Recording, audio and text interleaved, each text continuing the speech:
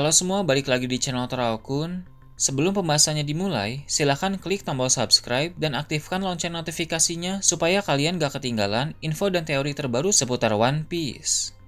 Buat kalian yang mau informasi tambahan soal SBS atau databook, kalian bisa follow Instagram Toraokun. Di sana admin akan memposting soal SBS, databook, dan berbagai teori singkat. Sekarang lanjut ke pembahasan. Full One Piece Chapter 1137 telah muncul di berbagai forum. Dalam video kali ini, channel Toraokun akan menjelaskan berbagai hal menarik pada chapter kali ini.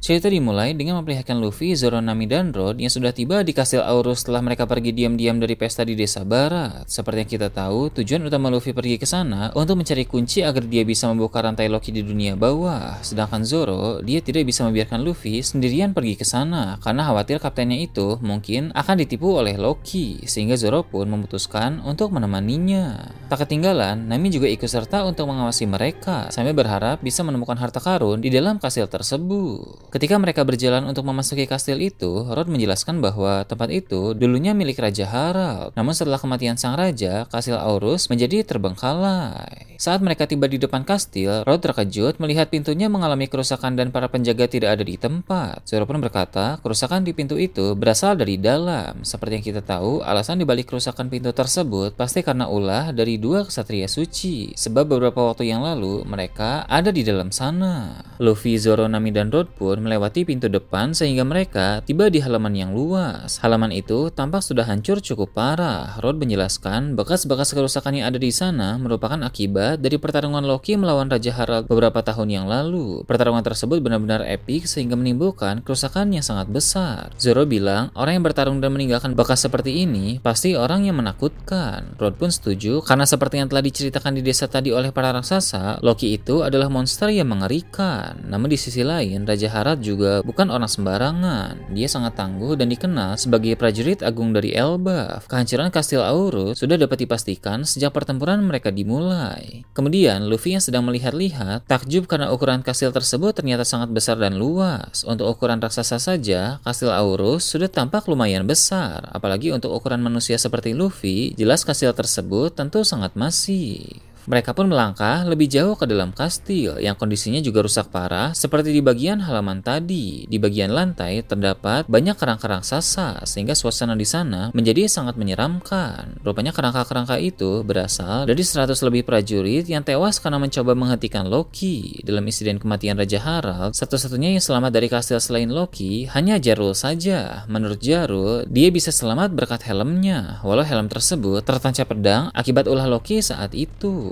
Ketika memandang kerangka-kerangka di sana, Luffy melihat ada sebuah tengkorak yang memiliki tanduk mirip seperti ors. Rod pun bilang tengkorak dengan tanduk seperti itu berasal dari raksasa yang mewarisi darah ras raksasa kuno. Jadi ada beberapa orang yang memiliki darah ras raksasa kuno, tapi saat ini sudah tidak ada lagi yang memiliki darah murni dari ras tersebut. Kemudian mereka menemukan ada sebuah bingkai besar berisi foto Raja Harald yang tergantung di dinding. Raja Harald merupakan seorang raksasa berkepala botak dengan kumis dan janggut hitam yang tebal. Dia juga memiliki dua bekas luka di kepalanya dan tato garis di wajahnya. Melihat visual dari sang raja itu membuat Luffy berkata bahwa dia tampak sangat kuat. Rod berkata Raja Harald merupakan pemimpin yang mencintai kedamaian dan berusaha menghubungkan Elbaf dengan negeri-negeri di luar Elbaf. Dia disebut sebagai raja terbesar yang pernah ada dalam sejarah negeri Elbaf. Rod juga menambahkan Raja Harald sebenarnya memiliki darah ras raksasa kuno sehingga ada tanduk di kepalanya. Namun tanduk yang menjadi simbol dari raksasa kuno membuat sang raja teringat pada masa-masa perang, sehingga dia pun mencabut sendiri tanduknya dan terciptalah bekas luka seperti yang terlihat di foto. Zoro menanggapi kata-kata Rod dengan bilang bahwa sang raja itu memiliki tekad yang sangat besar dan luar biasa.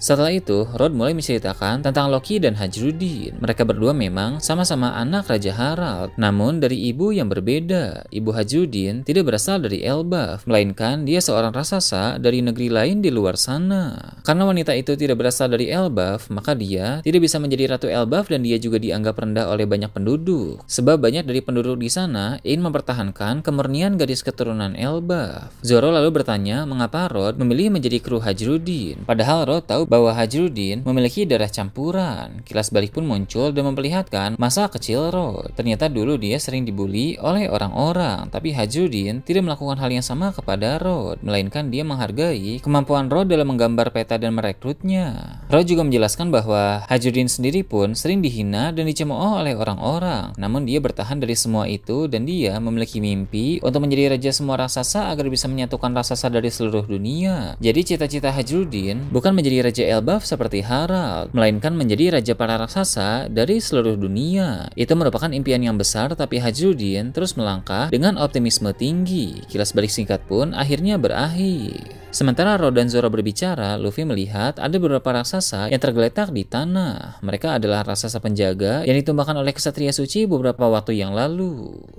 Kemudian cerita berpindah ke dunia bawah. Di sana Loki tampak sudah luka-luka akibat serangan dari Gunko.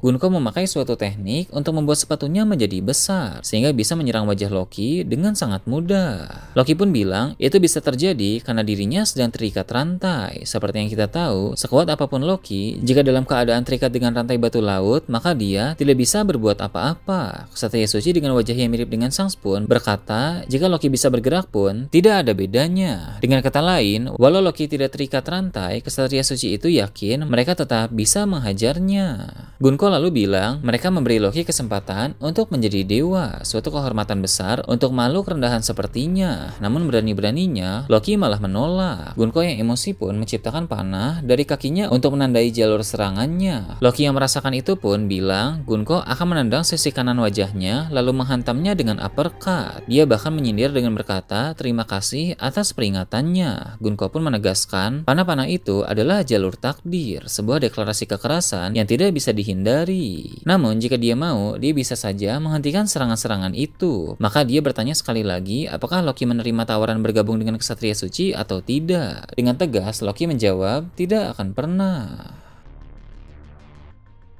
Jawaban dari Loki sukses menambah kemarahan Gunko. Wanita itu pun melangkah di atas jalur panah yang sudah dia ciptakan, lalu menyerang Loki dengan tendangan cepat di sisi kanan wajahnya, diikuti dengan uppercut yang sangat kuat dan juga telak. Di sini terlihat bahwa dugaan Loki soal jalur serangan Gunko tadi sangat tepat. Meski matanya tertutup perban, Loki bisa melihat arah serangan yang akan Gunko lancarkan. Ini semakin menegaskan kalau Kenbonshoku Haki milik Loki memang sangat hebat. Untuk menyerang tubuh besar Loki, selain meningkatkan ukuran serangannya, Gunko juga menciptakan sarung tangan raksasa dari anak panahnya itu. Loki pun pingsan akibat terkena serangan tersebut. Perlu diperhatikan di sini, Loki pingsan bukan karena dia lemah, melainkan dia terikat rantai batu laut yang bisa melemahkan pengguna buah iblis. Selain itu, serangan Gunko juga bukan kali ini saja, melainkan sudah dia lakukan sejak tadi. Bukan hanya Loki saja, tapi hewan-hewan buas yang mencoba melindunginya pun semuanya tumbang akibat anak panah yang sudah Gunko lancarkan. Di sini dikonfirmasi bahwa Gunko merupakan pengguna buah iblis Raunomi. Dari apa yang terlihat dari chapter terbaru ini, kekuatan dari buah iblis itu membuat Gunko bisa menciptakan anak panah untuk berbagai keperluan. Dengan anak panah itu, dia bisa menandai jalur serangan yang dia sebut sebagai deklarasi kekerasan yang tidak bisa dihindari musuh. Dia juga bisa memanipulasi anak panah tersebut untuk memperbesar ukuran benda seperti sepatu dan sarung tangan. Selain itu, masih ada banyak teknik lagi yang bisa Gunko lakukan memakai kekuatan anak panahnya. Selain itu, Ksatria Suci yang mirip dengan Sang Spoon membuka penutup kepalanya dan identitasnya pun diperkenalkan. Dia bernama Vigarland Shamrock, anak dari Vigarland Garling. Saat ini, Shamrock menjabat sebagai pemimpin Ksatria Suci, menggantikan ayahnya yang kini sudah naik menjadi Gorosei baru. Shamrock memiliki wajah yang persis dengan Shanks, menandakan bahwa mereka berdua adalah saudara kembar. Hanya ada 3 hal yang bisa membedakan fisik mereka. Pertama, di bagian mata, karena Shamrock tidak memiliki bekas luka di mata kirinya.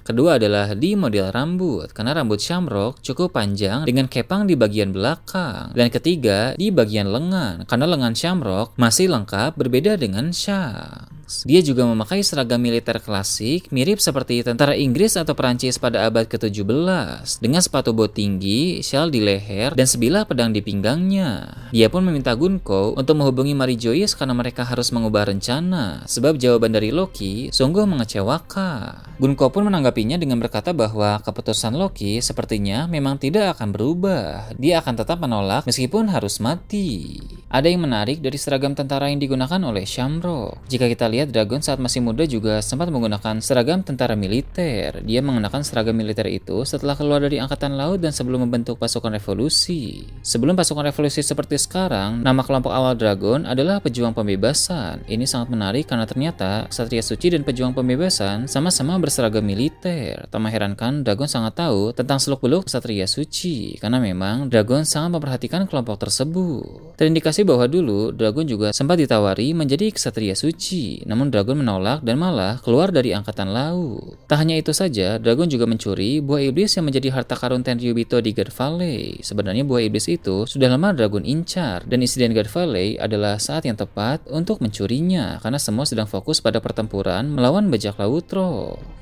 Dua Ksatria Suci yang datang ke Elbaf memang berkata bahwa Loki adalah orang luar pertama yang direkrut menjadi Ksatria Suci. Namun perlu diingat bahwa dulu Dragon adalah orang dalam karena merupakan bagian dari Angkatan Laut. Jadi orang luar pertama yang direkrut adalah Pangeran Loki. Namun untuk orang dalam sudah ada beberapa yang direkrut. Salah satunya adalah Dragon. Namun sama seperti Loki, Dragon juga dulu menolak tawaran itu.